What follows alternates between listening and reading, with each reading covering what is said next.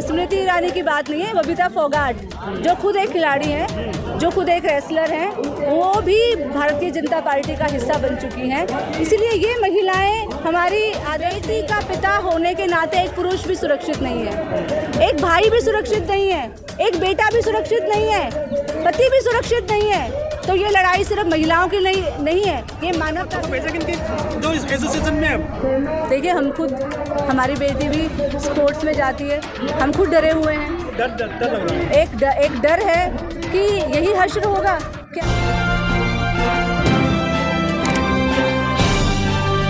आप देख रहे हैं पब्लिक आवाज़ टीवी। देखिए, हालात ही ऐसे पैदा हो गए हैं कि सबको सड़क पर आना पड़ रहा है। और जब हालात ऐसे हो गए हैं कि देश की जो पहलवान है, जो हमारे देश के लिए मेडल लेकर आती है, देश का सम्मान बढ़ाती हैं पूरे विश्व में, वही जब सड़कों पर बैठकर आंसू बहा रही हैं, कितनी असहाय महसूस कर रही हैं, तो वो हालत आप समझ सकते हैं कि जो महिलाएं घरों में हैं उनकी क्या हालत होगी। ये पूरे देश का जायज़ा एक सेकंड में लगाया जा सकता है। लेकिन ये तो नारा देती है सरकार की, बेटी बचाओ बेटी पढ़ाओ, और हरियाणा में सबसे ज़्यादा ब्रांड एम्बेसडर लड़कियों को लेकर बेटी बचाओ बेटी पढ़ाओ का नारा दे रही हैं, और उस नारे का जो प्रमाण है वो भी दिख रहा है आपको। उस नारे की जो कितनी सच्चाई है उसका प्रमाण साफ साफ नज़र आ रहा है कि जो लड़कियां देश के सम्मान को बचाती हैं, जो देश का नाम रोशन करती हैं, जो देश के नाम को बचाती हैं, आज वो खुद नहीं बच पा रही हैं। आज उन महिलाओं को जो कि रेसलर हैं, जो पहलवान हैं, जिनको ताकतवर बोला जाता है, हम भी अपनी बेटियों को शिक्षा देते हैं कि ताकतवर बनो, ताकि कोई तुम्हारे ऊपर अपराध करे, कोई तुम्हारे ऊपर शोषण करे तो उसको तुम एक थप्पड़ मारकर जो है वो सीधा कर सको। लेकिन आज हमारे रेसलर्स में इतनी हिम्मत नहीं है कि वो अपना बदला खुद ले सके। अपराधी इतने ज़्यादा मजबूत हैं, तो आप सोच सकते हैं कि हालत कहाँ तक पहुँच चुकी है। जब ये मजबूत है, कमजोर हो गए, भाग रहे थे चुन के। देखिए, आज अपराधियों को प्रशासन का, पुलिस का और राजनेताओं का इतना समर्थन मिला हुआ है कि वो बहुत ज़्यादा मजबूत हो चुके हैं। इसी वजह से 3 महीने हो गए, इतने संगीन आरोप लगाए गए हैं जो अपराधी हैं उनके ऊपर कि 3 महीने तक के उनको FIR तक उनके ऊपर दर्ज नहीं की गई है। तो ये तो उनकी मजबूती का प्रमाण है। मामला एसोसिएशन में है ना, देखिए मामला चाहे कहीं पर भी हो, मामला सबसे पहले ये है कि जांच होनी चाहिए। जो संगीन आरोप इन लड़कियों ने लगाए हैं उसकी जांच क्यों नहीं हुई अभी तक, यही सवाल हम लोग योगी जी तो जब कन्या पूजन में पैर पूजते हैं लड़कियों के उत्तर प्रदेश में, और वहीं से वो मंत्री आते हैं जिनके खिलाफ FIR कराने की बात चल रही है। देखिए, ये कहने की बात कुछ और होती है।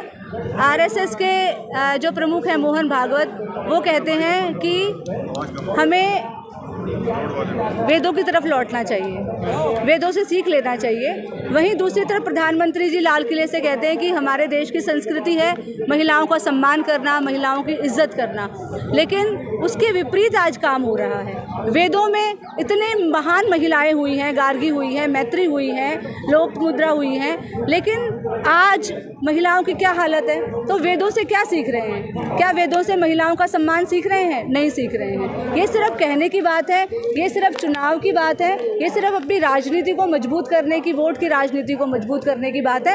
इनके दिल में अगर महिलाओं के लिए थोड़ी सी भी इज्जत होती, थोड़ा सा भी दर्द होता, दुख होता, तो आज ये लोग कर्नाटक इलेक्शन में भाग रहे हैं सारे मंत्री, वहाँ जाकर ये लोग अपने इलेक्शन का प्रचार कर रहे हैं। लेकिन यहाँ जहाँ देश की बेटियाँ लड़ाई लड़ रही हैं, अपनी इज्जत की लड़ाई लड़ रही हैं, अपने जो उनका वजूद है उसकी लड़ाई लड़ रही हैं, अपने कैरियर के लिए लड़ रही हैं, अपनी इज्जत जिस तरीके से उनकी दांव पर लगाई जा रही है उसके लिए लड़ रही हैं, यहाँ आने का उनका समय नहीं है। तो आप समझ सकते हैं कि जो दावे हैं, जो बातें हैं, वो कितनी झूठी हैं, वो किस तरीके से राजनीति से प्रेरित है। इनको देश की बेटियों से, महिलाओं से इनका कोई सरोकार नहीं है। बहुत ही असंवेदनशील है, चाहे वो मोदी है, चाहे योगी है, चाहे कितने भी बड़े नेता हैं, ये सभी महिलाओं पर होने वाले अपराधों के प्रति असंवेदनशील हो चुके हैं। इनका कोई लेना देना नहीं। जब ये मेडल जीत कर आते हैं तो सारे नेता सेल्फी लेते हैं इनके साथ में, बड़े बड़े दावे करते हैं, आज वो कोई भी साथ नहीं आ रहा इनके। तो क्यों साथ नहीं आ रहा है? यही तो दुख की बात है। हम भी यही सवाल पूछने आए हैं कि कहाँ हैं जब जब इस देश की बेटियां गोल्ड लेकर आती हैं, इस देश का नाम रोशन करती हैं, तो सब कहते हैं कि हमारा नाम ऊंचा किया है। लेकिन आज जब वो नाम ऊंचा असल में कर रही हैं, आज भी यहाँ पर जो लड़कियां लड़ रही हैं, जो वो देश का ही नाम ऊंचा कर रही हैं, क्योंकि वो देश की 50% आबादी के लिए लड़ रही हैं और ऐसी लड़ाई लड़ रही हैं जो कि इस देश की मूलभूत लड़ाई है, जो कि इस देश की 50% आबादी के वजूद की लड़ाई है। वो लड़ाई आज ये लड़कियां लड़ रही हैं, इसीलिए आज इस देश की जनता को इनको मेडल देना चाहिए और इस देश की जनता इन लोगों को मेडल देगी, क्योंकि ये लड़कियां यहाँ से अपनी मांगों को पूरा करके ही उठेंगी। खिलाड़ियों पर आरोप लग रहे हैं कि ये लोग अपने निजी जो है स्वार्थ के लिए यहाँ पर बैठे हुए हैं। देखिए, जो निर्भया कांड हुआ था उसको याद कीजिए, उन्नाव में जो हुआ था उसको याद कीजिए। अभी उत्तर प्रदेश के अंदर किस तरीके से अपराधहीन हो रहे हैं, बात ऐसी नहीं है। जो लड़कियां पीड़ित हैं उनको मारने की कोशिश की जा रही है, उनको जान से ख़त्म किया जा रहा है, उनके ऊपर हमले किए जा रहे हैं। तो ये लड़ाई भी उसी के साथ की लड़ाई है, ये कोई अपने उनसे अलग लड़ाई नहीं है। ये अब महिलाओं पर होने वाले अपराधों के खिलाफ लड़ाई है। ये अपने महिला होने के नाते जो अपनी सुरक्षा हमें मिलनी चाहिए वो सरकार देने में नाकाम है, ये उसकी लड़ाई है।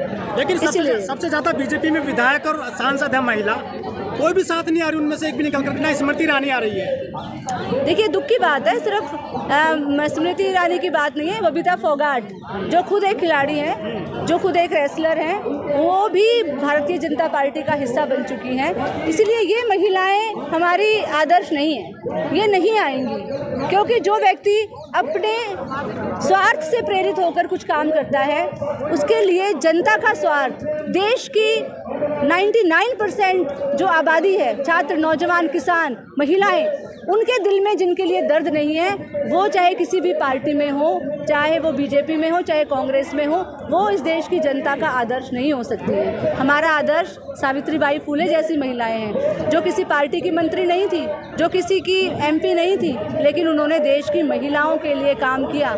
इसीलिए हमारा आदर्श सावित्रीबाई फुले जैसी महिलाएं हैं, ना कि जो राजनीति में आज महिलाएं हैं वो।